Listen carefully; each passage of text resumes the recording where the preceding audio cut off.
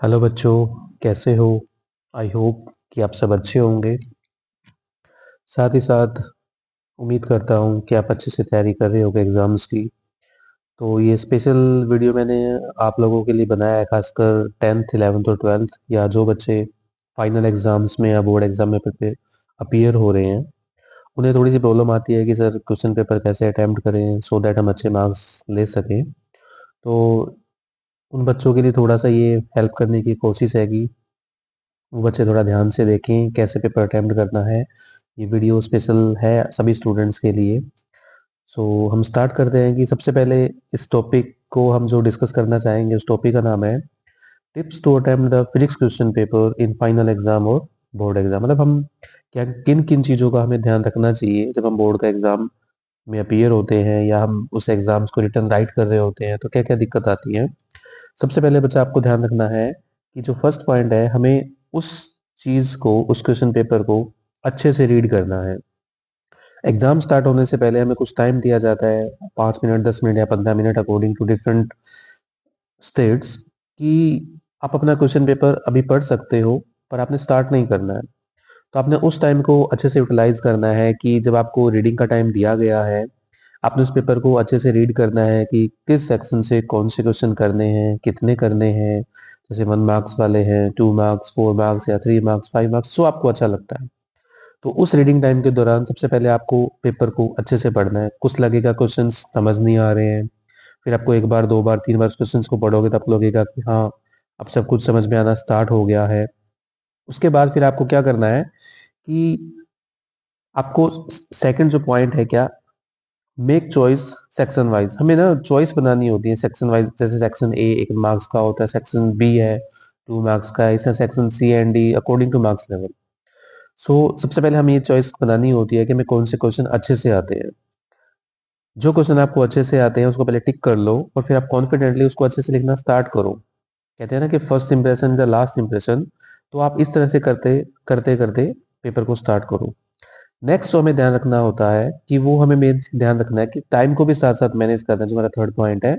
Time को manage मतलब, manage time का मतलब क्या हो गया कि जैसे मान लीजिए आपने पेपर अटेम्प्ट करना स्टार्ट किया, आपको लगता है अभी तो बहुत टाइम है, मुझे अच्छे से क्वेश्चन करने चाहिए, आराम आराम से लिखना चाहिए। पर उस दौरान क्या रहता है कि हम टाइम को मैनेज करना भूल जाते हैं। तो आपको प्रॉपर एक प्लानिंग करनी होती है कि मुझे 1 मार्क्स वाले क्वेश्चन है उसके अकॉर्डिंग टाइम कितना देना है, 2 मार्क्स वाले को कितना देना है। तो उस टाइम के अकॉर्डिंग आपको क्वेश्चन अटेम्प्ट करने होते हैं। आपके साथ आपको घड़ी अलाउड होती है तो अच्छी बात है, अगर नहीं भी अलाउड होती तो आपके रूम में वॉल क्लॉक लगी होती है, अगर वो भी अलाउड नहीं होती या नहीं लगी होती तो आप एग्जामिनर से भी, आपके जो टीचर होंगे, आप उनसे भी पूछ सकते हैं कि सर कितना टाइम हो गया, कितना टाइम रह गया। तो ये मेन पॉइंट है। एंड चौथा जो मेन पॉइंट है कि हमें पेंसिल्स यूज करनी चाहिए डायग्राम्स बनाने के लिए।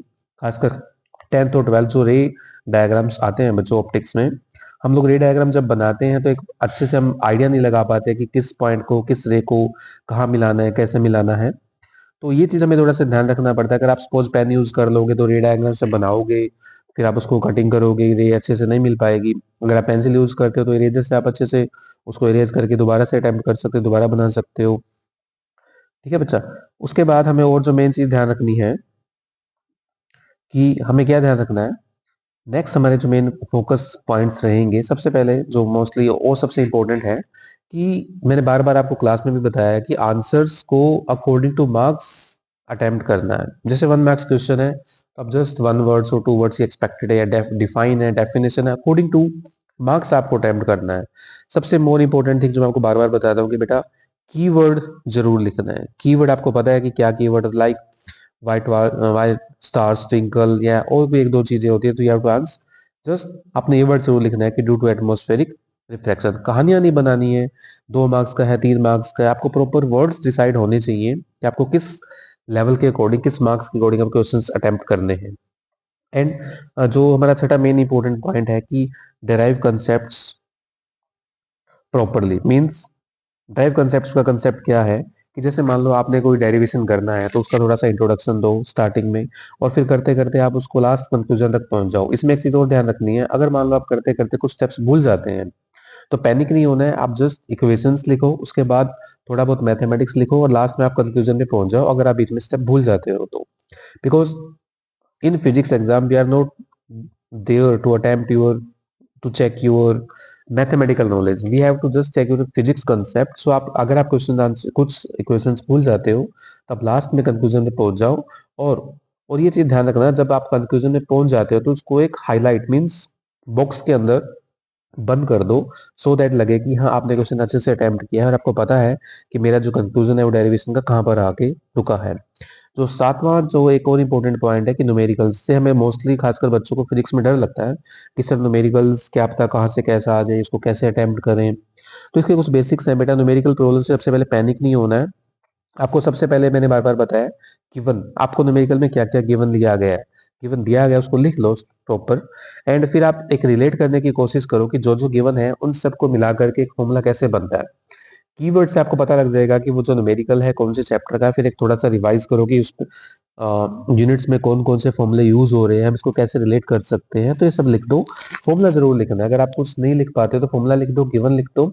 एंड फाइनली यूनिट्स का जरूर ध्यान रखो, तो आप उसको अच्छे से अटेम्प्ट कर सकते हो। यूनिट्स का जरूर ध्यान रखना, क्योंकि यूनिट्स अगर आप एसआई और सीजीएस में कन्वर्ट करके या तो सारी आप एसआई में लिखो या फिर सारी सीजीएस में लिखो, तो अगर आप एक जगह एसआई यूनिट लिख दोगे एक जगह सीजीएस लिख दोगे तो वो आंसर मिसमैच हो जाएगा बच्चा। तो आपको ये ध्यान रखना है, या तो आप सारा एसआई सिस्टम में लिखो या फिर सारा उसको सीजीएस सिस्टम्स में लिखो। And last not least but most important point, leave some time for revision. I repeat, leave some time for revision. Because बच्चा जो आपने मेहनत की है 3 घंटे से आप पेपर को अटेम्प्ट कर रहे हो, आपने लिखा, लिखते लिखते हमें ध्यान नहीं रहता कि किस क्वेश्चन में कौन सा पॉइंट्स रह गया है, कौन सी इंपॉर्टेंट चीज, लाइक मैंने बताया कीवर्ड है, एक दो पॉइंट्स और रह गए हैं, डायग्राम्स आपने बनाया, कुछ हाईलाइट करना रह गया, कुछ लेबल करना रह गया। तो ये बेटा एक क्वेश्चन अटेम्प्ट करने की बजाय आप उस अटेम्प्ट वाले टाइम को आप सिर्फ रिवाइज के लिए टाइम छोड़ दो कि मैंने जो जो क्वेश्चन अटेम्प्ट करे हैं कहीं कुछ रह तो नहीं गया, कुछ मिस तो नहीं हो गया। तो लास्ट में द मोस्ट इंपॉर्टेंट पॉइंट, आपको रिवाइज करने के लिए जरूर कुछ ना कुछ टाइम छोड़ना है।